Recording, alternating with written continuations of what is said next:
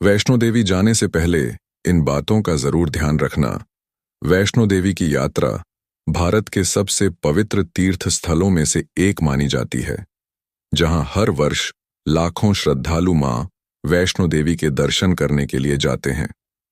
यदि आप भी इस दिव्य यात्रा पर जाने की योजना बना रहे हैं, तो आपको कुछ महत्वपूर्ण बातों का ध्यान रखना चाहिए ताकि आपकी यात्रा सुगम, सुरक्षित और आध्यात्मिक रूप से संतोषजनक हो।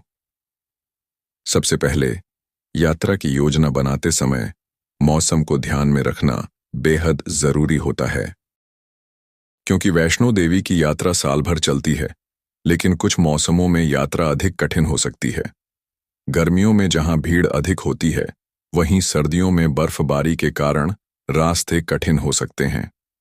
मानसून में भी फिसलन भरे रास्तों से सावधान रहने की आवश्यकता होती है।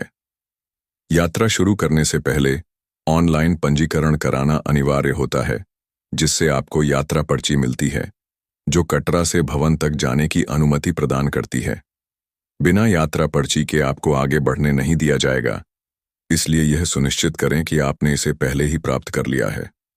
आप इसे श्राइन बोर्ड की आधिकारिक वेबसाइट से ऑनलाइन बुक कर सकते हैं या कटरा में बने काउंटर से प्राप्त कर सकते हैं।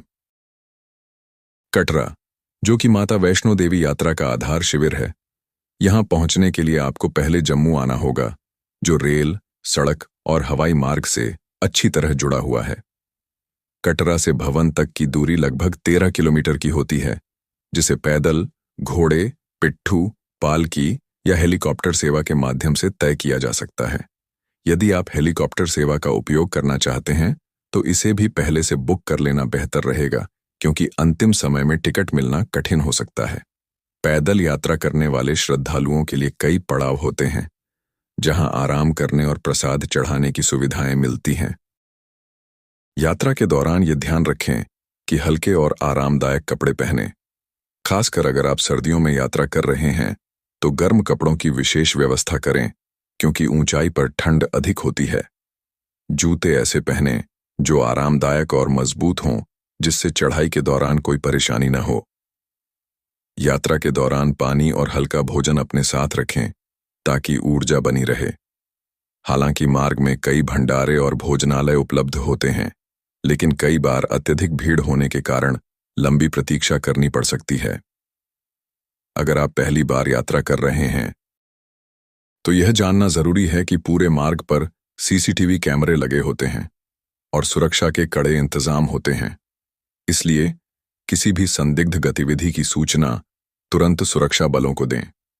यात्रा के दौरान सफाई बनाए रखना अत्यंत महत्वपूर्ण है, क्योंकि मां वैष्णो देवी श्राइन बोर्ड इस क्षेत्र को स्वच्छ और पवित्र बनाए रखने के लिए निरंतर प्रयासरत रहता है।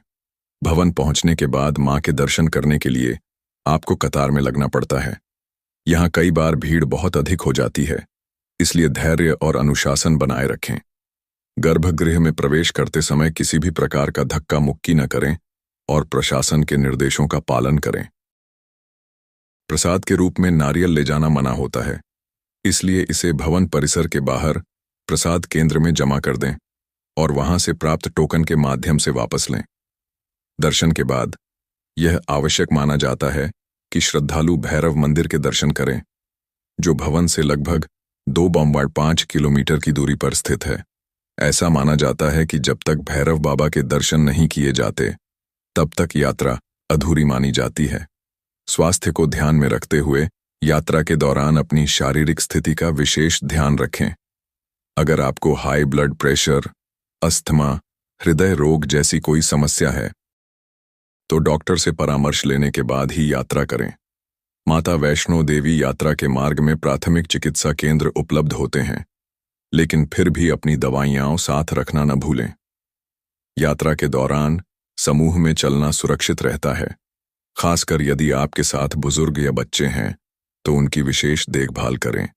छोटे बच्चों को भीड़भाड़ वाले क्षेत्रों में अकेला न छोड़ें और सभी के पास एक आईडी कार्ड या संपर्क विवरण अवश्य रखें, ताकि किसी भी आपात स्थिति में संपर्क किया जा सके।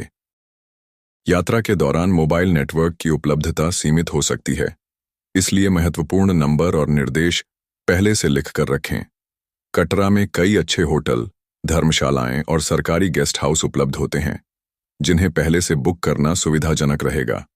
यदि आप बजट यात्रा कर रहे हैं, तो श्राइन बोर्ड द्वारा संचालित यात्री निवास सस्ते और सुविधाजनक विकल्प हो सकते हैं। कटरा में स्थानीय बाजार से माता के प्रसाद, तस्वीरें, चूड़ियां और अन्य धार्मिक वस्तुएं खरीदी जा सकती हैं। यात्रा पूरी करने के बाद मन में एक अद्भुत शांति और संतोष का अनुभव होता है। मां वैष्णो देवी की कृपा से हर भक्त को उनकी भक्ति का फल प्राप्त होता है। इस यात्रा में केवल शारीरिक परिश्रम ही नहीं, बल्कि आस्था और श्रद्धा का भी महत्वपूर्ण स्थान होता है। यदि आप इस पवित्र स्थान की यात्रा कर रहे हैं, तो इन सभी बातों का ध्यान रखें ताकि आपकी यात्रा यादगार और सुखद बन सके।